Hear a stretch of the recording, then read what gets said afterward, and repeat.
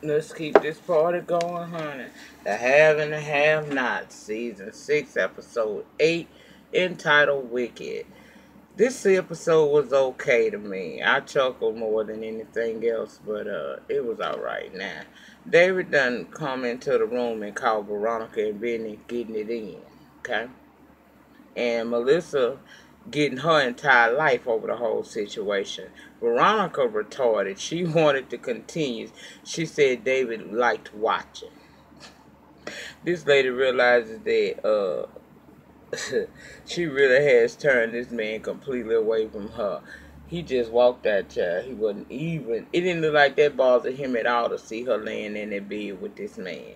So he checked out. Benny get up throwing his clothes on, saying he crazy to keep messing with Veronica, knowing that she a married woman and he done with the whole situation. She want him to stay. He is leaving. Now he come downstairs and David's standing at the door. He was looking through that folder of papers. Benny telling him move, calling him old man and saying that he do recall their last fight and that ass beating that he gave David. And I said, oh really? Now Melissa watching it all and told Benny as he was coming down the stairwell that he just plain nasty. You're just nasty. Veronica comes downstairs behind him because she see that they having this war of who move me if you want me to move type of thing, and she putting her arms all around Benny, talking about just let him go on and walk out David. So David moved out the way. Veronica realized Melissa was still there and tells her to go to her room. She said, no, you go to your dungeon. That Melissa is completely crazy. Now Veronica done pushed that woman. David then asked Melissa to get him some privacy, and she said nope. So Veronica says, give me a minute. Went over there and slapped the bejesus out of her and told her to make her way on up them damn stairwells, and she did. Even though she talking about, hit me again. Child, please, you still went up them stairs because you crazy, but you ain't too crazy, I see. I don't know. She might be, though. David shows Veronica that file that he came with and said that it's info on all the stuff that she has done in the course of their 25-year marriage, and if she don't get their son from behind them balls, he willing to go to the FBI. She said, now darling, you don't think I got a file on you as well? Boo, you go and tell on me, I'm gonna tell on you. David said if it frees my sons, then so be it. They actually have files on each other, and they was married. They've been married. They are married. What kind of mess of relationship do these people have? Well, they got files on each other in case stuff go wrong. They can blackmail each other like they attempting to do right now. I said that is crazy. She said Jeffrey is a girl and needs to be in jail if he like the boys. David said Jeffrey is their son. He is a man, and what does it matter if he like a man? She said she said you and Jeffrey already done tried to kill man and it didn't work. She said, but don't worry about it. Try something else. I'm going to burn this mug down. I said, Lord, she like starting fires. Then she told him, I'm going to deal with him. I'm going to deal with you. I'm also going to deal with that little beige bitch. And I said, beige? Girl, she was talking about Erica. Of course, David threatened if you touch one hair on her head. Veronica ain't listening to none of that he talking about. She reminded him also, you do know that being here is in violation of your restraining order I have on you. So if I was to shoot you down dead, I would be justified. Then she started acting like he did something to her, talking to her, because he was telling her to move. He was trying to leave. She started fake yelling, David Harrington, oh my God, call the police. He hurt me. Girl, she just did too much. He just looked at her and disgusted and left, and Melissa back on the stairwells calling Veronica crazy and insane. Veronica said, you ain't seen nothing yet. You have no idea. She tells her, and we're going to the doctor tomorrow. Melissa said, for what? She said, to find out why you not showing yet. And I said, you know what? I was saying last week that this girl don't even have a small baby bump. I know we in Tyler Perry land and things just quite not the same as it is in the reality that we live in. But she don't even have a baby bump. Melissa says she ain't going and warns Veronica to sleep with her eye open and her door locked. Veronica said, I'm going to leave it wide open and you come on through. Just come on through. They threatening each other as Veronica go upstairs. Melissa come down the stairs and says she gonna show her how crazy she really is. I said, girl. Now let's go talk about D.A. George and Sarah. He done came in her office and said they need to go talk to Wyatt because he got some information that could help link them to the murder of D.A. Salison. And she want to know what it is because you know she in cahoots with Jim now because he blackmailing her on some stuff she know to tell him what the district attorney has against them in relation to these cases or whatnot. So they wind up going over to Wyatt House and basically George asked him, you ever seen your parents with a gun? Now he's saying no. George began to tell him how important it is he really think about did he ever see his parents with a gun. And that's when he realized what the man was saying and gonna say yeah. I said, see, this drug addict is no one needed on this show. He has no purpose on here. Your hatred for your mom and your dad, mostly your dad, is so strong that you're willing to lie to see this man go down, knowing it's going to take your mama too.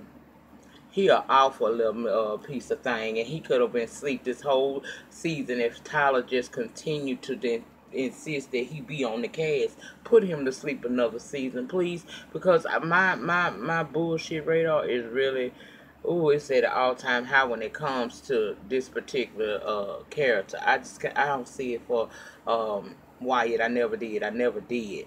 Now, he tells him the ballistic reports have come back, and it shows that the same gun that was used to kill D.A. girl also was used in the death of his sister Amanda. And he said that D.A. Salison was in the process of reopening the case as a homicide. Wyatt wasn't aware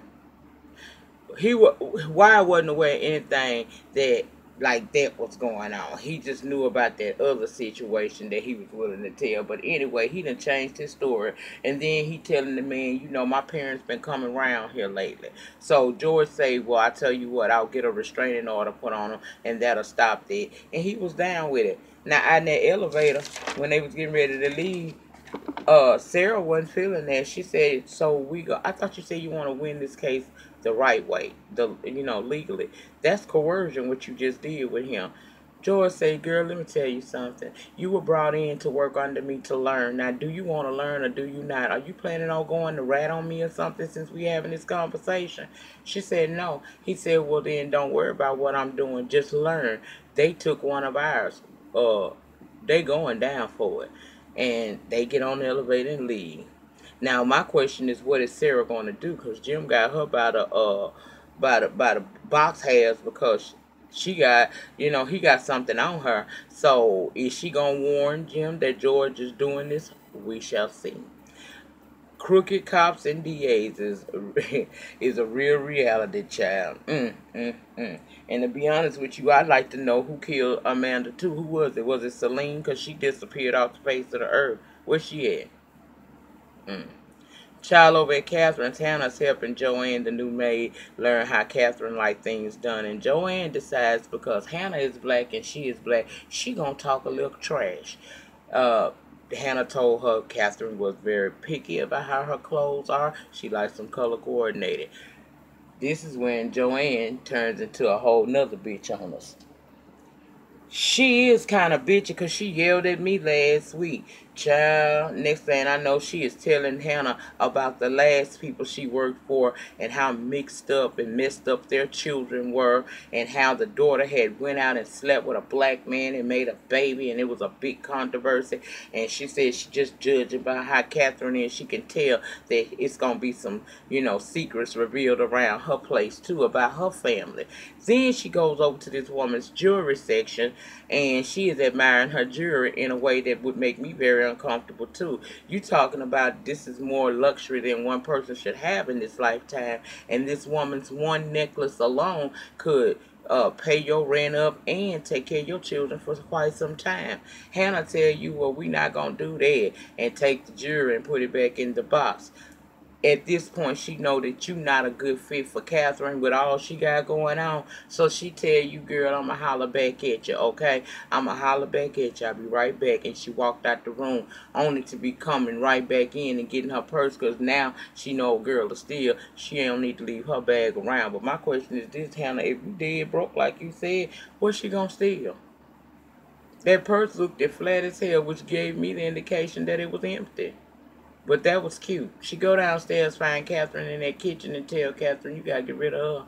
But one, she talked too much, honey. She in there telling me all her former employees' business. And with the stuff you have going on in your household, you don't need her here. Plus, she was admiring your jewelry as if she was going to rip you off. Baby, out of nowhere, here come Joanne. The was gonna be scammer, honey. She come down there. You a black bitch. I know it's sisters like you that make it bad for women, for the rest of us. You down here trying to get me fired. How I'm supposed to take care of my damn children? She just going off. Hanna told her, first of all, I ain't no sister of yours, girl. I'm an honest woman. Katherine said, I don't give a damn how you feed your kids, because you now fired from here. So you can make your next move, your best move, and catch that dough over there, boo. Catch all that dough. Let the doorknob hit you with a good Lord split you is what you can do. Oh, girl got smart. Who you think you talking to? Katherine gave her that menacing look and told her, girl, this ain't what you want. And I said, girl, that's Katie. She goes, kaboom, it ain't what you want. Oh, girl must have felt that in her spirit that she wasn't what she wanted either. She gonna say she gonna go on leave. She didn't like coming out that far out anyway. But one thing she can guarantee is Katherine better have her money in 2 weeks, or she coming back and burning the house down. I said, now, see, y'all gonna have to stop burning down these places, okay? We got a lot of burning going on. This episode should have been called Burn. Just because everybody want to let something burn, okay? Child, I was so through with this. So, after she leave, that give Hanna the chance, Katherine the chance to start asking Hanna to return back to work. So, in a way, I kind of started thinking, well, did she set this up? Did she know that this woman wasn't quite right, and that Hanna would know it and would pick up on it and say something to her, making her have to fire her? Was this a setup all along, or was this really just something that happened, you know? But again, this is Tyler Perry, and you never know what is real with this situation, okay? So, like I said, to me, it made me feel like she set it up, because immediately she started asking Hanna to return back to work for her at double what she was getting paid. Hanna says she tired of doing that. She don't want to do that no more. Katherine say, girl, you need the money, and how about this? You come back at double pay, and I'll hire 2 more staffers, 2 more maids, and they'll basically be working for you. So you won't be really working. You won't be really just supervising. They'll be doing the work. And Hanna didn't say no, but she didn't say yes either. So that, I guess she's considering that, which would be good, because it's by time Hanna started accepting some blessings in her life. She blocked a lot of her blessings. I understand this woman did what she did to you and your son, tried to, leave your son for dead and all that stuff. Then they lied to you and was paying for his hospital bills because of guilt and not because they really care about you. I get that. But at the same time, God will make your enemies your footstool, girl. Okay? So get your foot on that stool and go on and catch your blessings, honey. I would. She got to get ready to go and get ready for her date. Or what's her date the next day? I know I heard them mentioning that. Anyway, they go to leave. And when they go to leave, when she goes to leave, here comes D.A. George and Sarah. They want to talk to Katherine. They asking, do she own a gun? Does Jim own a gun? Informs her that the gun that was used in the murder of D.A. Salison comes back registered to their address. I guess the other house that they burnt down. She say, I don't know nothing about that. You're going to have to talk with Jim about it. Katherine kind of gave too much, but she realized what she was doing, because she was making herself look guilty. He went to talk about Amanda and how he was giving her condolences for losing her daughter, and for the fact that DA girl was about to reopen that case as a homicide because the bullets match. the ones that was in Amanda and the ones that was found in D.A. Salison, okay? So Katherine at this point, no, I don't need to be talking no more. So she tells him to leave. You call my lawyer when you want to have another conversation with me. And so he leaves and stuff. He ain't got no choice, honey. He ain't got no choice. Uh, Let me see what happened next. Veronica receives a call from Candace. She been trying to reach her for a while, and she wasn't answering because Veronica was in the hospital. Veronica say, well, Candace wants to talk about first, why is it that Jeffrey is in jail? Because he like boys. And since he wants to be a fag, he going into jail with the fags. Candace trying to get her to understand, girl, that ain't how life goes. You can't, that's ignorant. Everything coming out your mouth sounds ignorant. She ain't trying to hear no parenting advice from no Candace of all people. So then the conversation switches over to David, because remember, Veronica and Candace is in cahoots together to try to get all of David's coin, and they using Erica. She wants to let her know, tell Erica don't do nothing. David is not stupid. He is not going to leave anything around her, but what he is going to do is he's going to plant little things to see if she is trustworthy. And don't touch his safe, because he'll use a black light to see if she has any, if it's any fingerprints on there of hers. So you tell your girl to be cool until I tell you when to make a move on him. Candace say, okay. So when she hangs up with Veronica, she calls and tells Erica, girl, look, what have you found out so far? She said, I ain't found nothing yet because there's nothing in the house. She said, well, look good. Don't do anything. Just bait him in. Keep being sweet little you, and I'll tell you when to make your next move. And also, take this. What do you have my phone number as under in your caller ID? She said, under C. She said, no, put it under Cynthia or something like that, because if anything goes down, he will look in that and he can put that together. In fact, you need to get one of those hidden apps that you can put on your phone where all of your communications and stuff is hidden in this app. He won't know that that app is on your phone, and if things go left, you can delete all of the information. So she says she gonna do that, okay? Then we have Wyatt. I didn't like how she talked to Erica, but Erica put herself there, so I really ain't finna go too far with that. Jim gets a visit from old Oscar / Brandon, whoever he gonna be this week. And he got Wyatt accounts, but he ain't got no password, so he telling Jim he working on it. He about to crack the case. Then Jill, the prostitute Jim met down at the bar, comes to his room per his request, and it just so happens to be one of Candace's girls, because you know she's a player pimp, something like that now, a madam. And old girl is new to the game, but she trying to act like she ain't. She asked Jim for $5,000. He said, that's kind of high. He said, what about if I had $1,000 for you? She said, well, you would get $1,000 worth of work. He said, well, it better be some hell of a work. And he went to going for her. And I said, child, whatever. Justin down to the police station talking to the crooked black cop that be dealing with Oscar. And he's the cop that's working Veronica's case right now.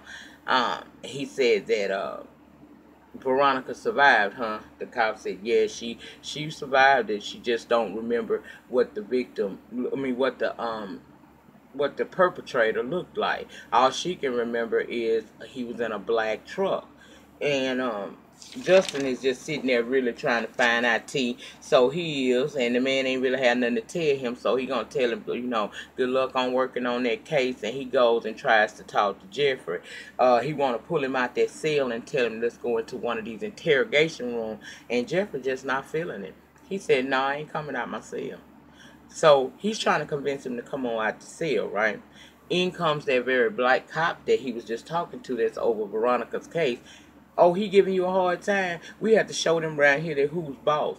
Get up and let's go.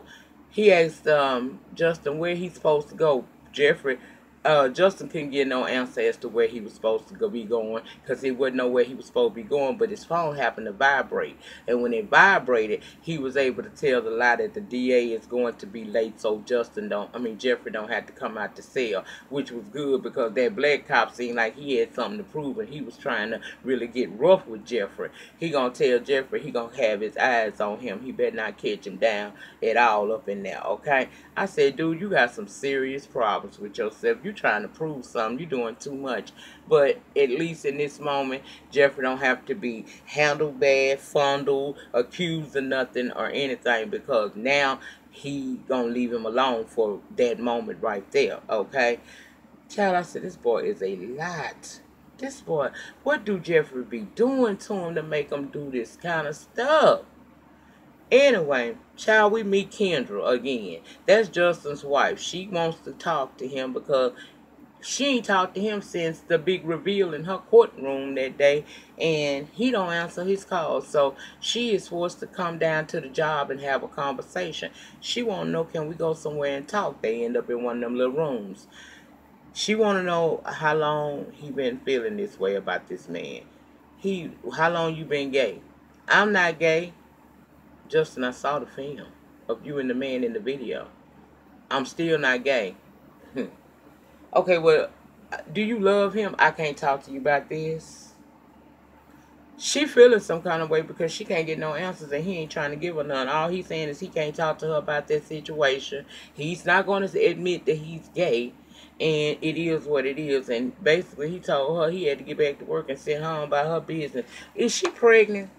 Because she sure looked pregnant to me. And then during that conversation, what really threw me was, oh, girl was sitting up there like, you know, we haven't been intimate in a year. Girl, if you ain't been intimate with your husband, the man that it's okay to be freaking with, because that's ordained by the Lord. He ain't touched you in a year, and you tried.